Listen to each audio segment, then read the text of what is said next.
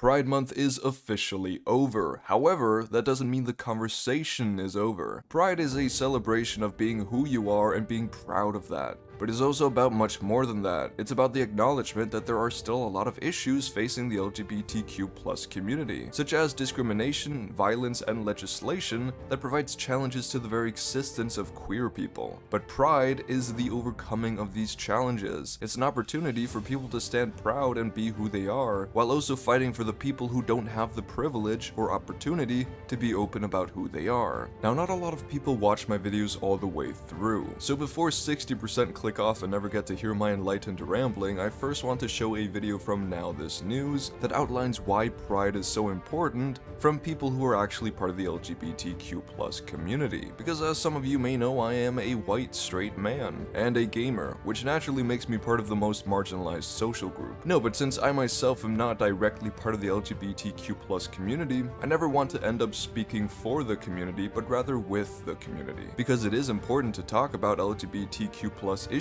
whether you're a part of the community or not. Because these are human rights we're talking about. It's fucking important. And even if you're a white straight man like me, that doesn't mean you can't talk about the LGBTQ+ community and try to address the hateful discourse and rhetoric that targets the community every single day. However, I also think it's important to get perspectives from people who are actually affected by these things, people who care about Pride in a way that I can't truly understand, on a personal level at least. So here's a video that gives some different perspectives on why Pride is important. Pride is an opportunity for you to create your own space, to celebrate your existence.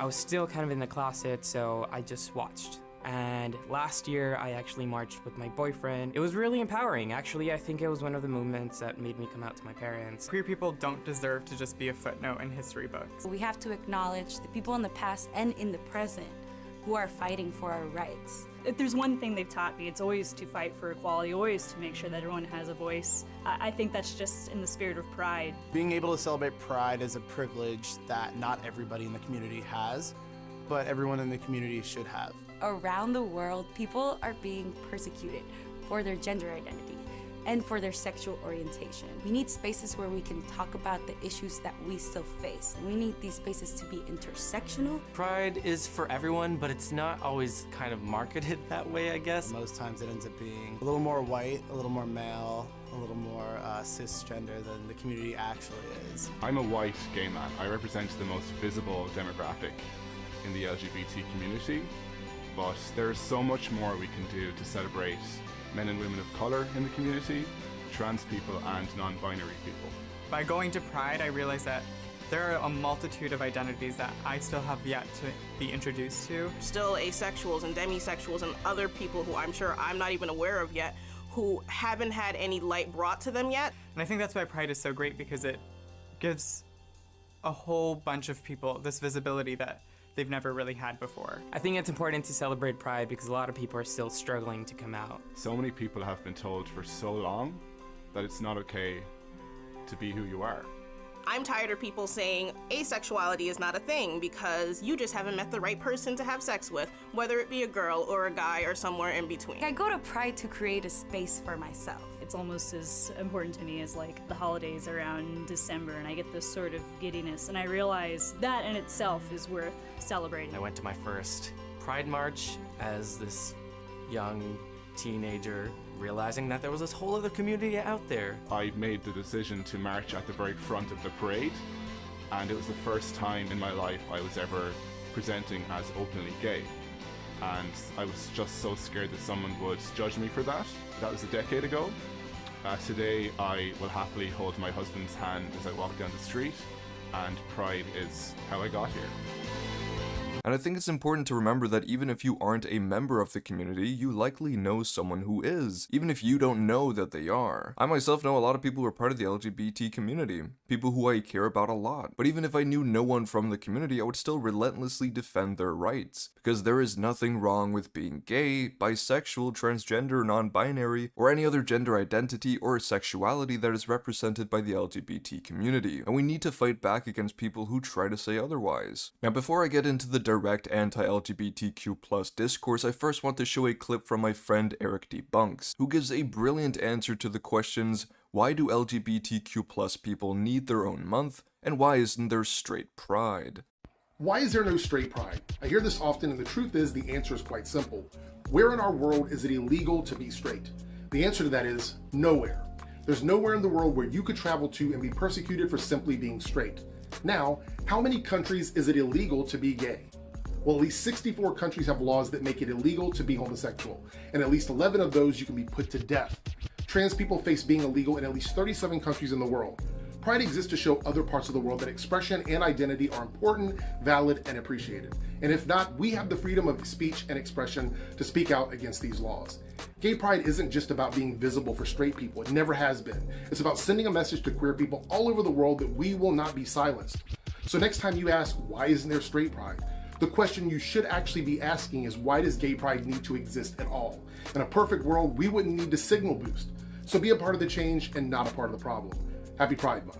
And DJ's answer is fantastic. I don't really have anything to add to the question of straight pride, however I want to take the last thing he said a bit further. Why does pride even need to exist at all? Because this is where anti-LGBTQ+ discourse, rhetoric, and ideology comes into play, because the reason the community needs pride is because there are still countless people and laws that want to restrict these rights. And so let's move on to our main discussion. And I first just quickly want to mention the debate surrounding evidence for the validity of trans people, because some people will still claim that being trans is a bad thing, or who are ignorant to the fact that acceptance of trans people leads to better mental health and physical health outcomes. But going over the evidence will always paint a picture that supports trans rights, and since I've covered this more in depth in other videos, and in order to keep this video on track, I'll link that video down in the description, along with other videos and articles that go over the scientific consensus on the topic. However, in short, most credible scientific organizations support trans rights, and yes, there are exceptions. There will always be evidence that refutes the common consensus, but scientific knowledge isn't based on outliers and exceptions, it's based on consensus. It's based on the continuous adding of research to the melting pot to come ever closer to identifying the truth. The large majority of scientific consensus supports trans rights, which includes the notions that gender and sex are separate concepts and that while still related,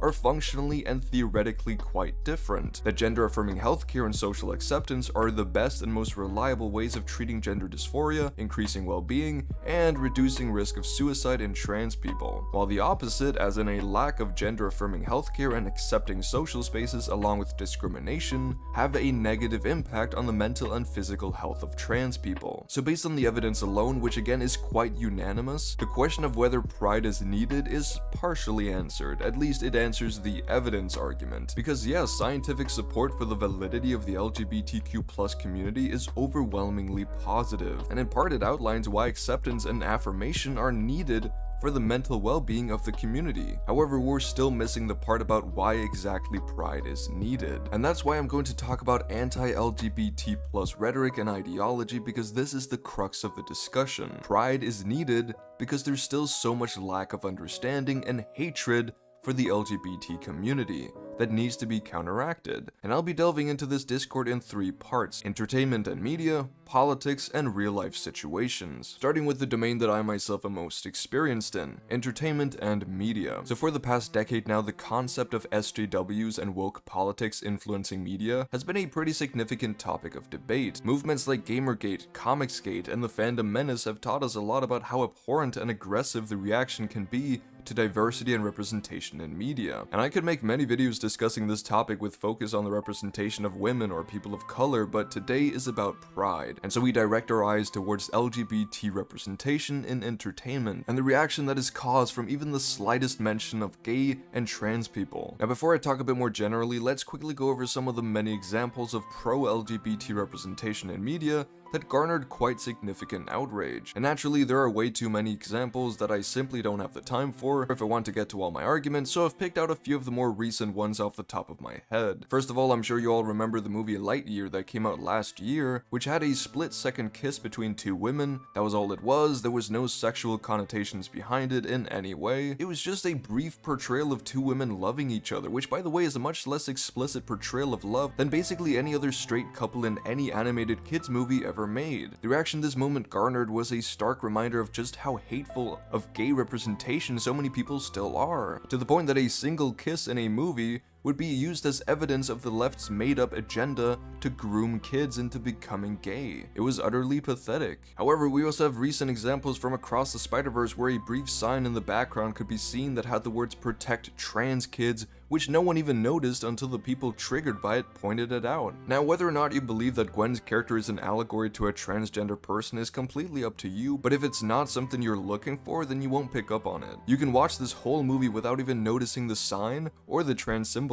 This was just another case of people overreacting to the mere thought of accepting trans people being valid, and wanting to protect trans kids from the many issues they face, including social discrimination, neglect, and abuse, as well as a high likelihood of suicide due to this lack of acceptance and validation they receive from their family, friends, and community. Trans people are currently the community that's receiving the most outward hate, and the main people being hurt in this battle are of course trans people. We'll get into the political side in just a bit, but media portrayals of transgender people or just anything that challenges rigid gender norms is often seen as demonic. Just take Melanie Mack and Eric July's videos on the Spider-Verse situation I just mentioned. Trans people are constantly being labeled as child groomers or mutilators in the media, and anti-woke channels like these spread these ideas with either misinformation or a lack of substantial evidence, when basically all of the scientific research surrounding the topic of trans people supports the notion that acceptance of trans people and the use of gender-affirming care are the most effective and reliable ways of treating gender dysphoria and improving the livelihood of trans people. However, trans and non-binary representation in media nevertheless still gets used as an opportunity for spreading lies and misinformation that can have significant real-world implications, which we will get to at the end of the video. But really, people choose the dumbest things to get angry about, like a transformer being non-binary. A fucking transformer! Why do people need talking alien robots to even have a gender? This wholesome moment where a child learns that not everyone wants to identify with social gender roles and expectations gets turned into a debate about whether or not having a non-binary character in a kids show will turn kids trans or non-binary. But really, the dumbest example of trans representation that people get angry about is when the character isn't even trans, like Abby from The Last of Us. She's simply a very strong and built girl in a post-apocalyptic world. She's still a cisgendered girl. She's straight. I have no clue what these losers get angry about. Well, there's a liking of a beloved character, but a lot of it also boiled down to either homophobia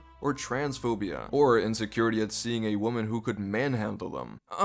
It's breaking the immersion of the male fantasy. However, while trans people are currently the most direct target of right-wing politics and anti-woke media, gay people still get their fair share of hate just for being gay. And examples of this can be seen with the reaction to Strange World, Ellie from The Last of Us, and Aloy from the new Horizon Forbidden West DLC. And if you want some videos that go in depth with these topics, then check these out. Sadly, I don't see this problem going away anytime soon, but we need to keep fighting back against it, because no matter how aggressive, hateful, or misinformed the rhetoric and ideology towards the LGBT community gets, we must not back down, and I know we won't. The fight for human rights never stops, and the side that fights for the rights always wins in the end. What we don't know is how much damage will be caused before things get better. And sadly, even when things do get better, they can always get worse again. However, the blame can of course not solely be put on channels like Geeks and Gamers, Eric July, and Ben Shapiro. They're simply cogs of a larger machine. They profit from the bigotry that is perpetuated in far-right politics. So naturally, we need to talk about politics. And anti-LGBTQ plus politics are running rampant. 2023 has been an awful year in terms of anti-LGBT legislation in America compared to recent years, because legislation is being introduced in mass that bans access to gender-affirming care, that restricts any mention of LGBTQ plus topics in school, that bans same-sex marriage, that bans drag shows, and even things like preventing educators from referring to a child's preferred pronoun if said pronouns are different than the gender they were assigned at birth. Things have gotten so bad that the Human Rights Campaign has declared a state of emergency for LGBTQ plus individuals in America, and there are a lot of trans people who are trying to move out of states that restrict their access to healthcare and their freedom. And while most people in America don't agree with such drastic legislation, the power resides with a handful of really messed up or power-hungry individuals. And sadly, there are a lot of people who buy into the crap they hear from politicians. I mean, when that school shooting happened a couple months back with the trans shooter, so many Republican politicians use the very rare event of a trans mass shooter to paint trans people as the problem, saying they're evil monsters, and since political pundits like Matt Walsh and Ben Shapiro have millions of followers, their lies and deceptions about the LGBTQ+ community can have serious consequences. All of these anti-LGBT politics can have serious consequences, because harmful rhetoric and ideology leads to real-life action. Take for example this situation where a man stops a track and field event to accuse a 9-year-old girl of being transgender when she in fact wasn't transgender and simply had a short haircut. He reportedly demanded proof of the girl's birth certificate, and the man and his wife were calling the girl's two mothers child mutilators, groomers, and pedophiles. The family has said that the girl's confidence has been completely shattered by this horrible treatment. We also have shoppers in Target threatening the employees over the Pride Month section, pressuring Target into limiting this section, all because of some children's clothes with some rainbows on them. These are baby clothes. They say that grooming isn't happening, then why are there Pride baby onesies? And naturally, the culmination of anti-LGBTQ+ hate is violence. We've seen many examples of directed violence towards the queer community. There are sadly multiple recent examples of mass shootings being targeted towards the LGBT community, such as the Club Q shooting in Colorado where 5 people were killed and 25 people were injured, and the Orlando shooting at the Pulse nightclub where 49 people were killed. These are of course extreme cases, but whether it's a mass shooting or a man harassing a 9-year-old girl, these are direct consequences of all the focus on anti-LGBTQ+ discourse in media and in politics. It mostly affects individuals within the LGBT community itself, but it also affects people outside the community, as can be seen with the girl. Because the legislation and all the commentary, it has such black and white understandings of gender and sexuality that trying to ban or restrict something as complex as gender ideology or sexuality naturally leads to misinterpretations or ambiguous laws. So yes, anti-LGBTQ+ politics, rhetoric, and discourse has an effect on all of our freedoms, but specifically people within the community itself. And that's where our focus should be, because if you're not straight or cis, then you're likely facing a lot of challenges ranging from discrimination to harassment to lack of access to healthcare to lack of acceptance to all of them. And we keep seeing how media, entertainment, and politics are all used to fuel this hateful campaign. So yes, we absolutely need pride, because as fucked up as it is, we don't live in a world where gay people can be accepted the same way as straight people are. And we definitely don't live in a world where trans people can freely identify with and express themselves as their chosen gender, without it either being illegal or not being accepted within their relations and communities. Pride is a reminder that there's still a lot of work left to do, but that work can't just be done for 1 month. Pride is a celebration of love and acceptance, and that's something we should be fighting for all the time. So yes, pride is needed because there's still so many people out there who are against it. And a question I often ask myself is why? Why is it a problem to be gay or to be trans or to be non-binary? Why does it cause such visceral reactions from people to the point that they would actively force a little girl into tears or even shoot people? What is it that makes people so intolerant to being different, when these differences have no impact on the freedoms of other people? Because that's where the ultimate discussion of tolerance versus intolerance is. I recently received a comment saying that the left is supposed to be tolerant, and that if I couldn't accept another's opinion, then I wasn't tolerant. And this comment confused me, because when did it become so agreed upon that tolerance to all ideas and beliefs had become associated with progressivism? I, for one, am not tolerant of all beliefs, and I never will be. That's the whole point of this channel. There are opinions, ideology, and rhetoric that I believe are harmful and is perpetuating hate. If a person's opinion is that gay and trans people aren't valid and shouldn't be accepted, then I see that as a dumb and bigoted opinion. And I don't care if you think that a person on the left is supposed to be tolerant or whatever. I will never be tolerant to intolerance, because that would be the same as me being intolerant. And that's a vital thing to take away from my videos. I believe in the freedom to be who you want to be, as long as who you choose to be does not significantly impact other people's freedoms to be who they want to be. This is why I accept gay and trans people, because being who they are will make them happier and help them live a fulfilling life, while it also has no impact on me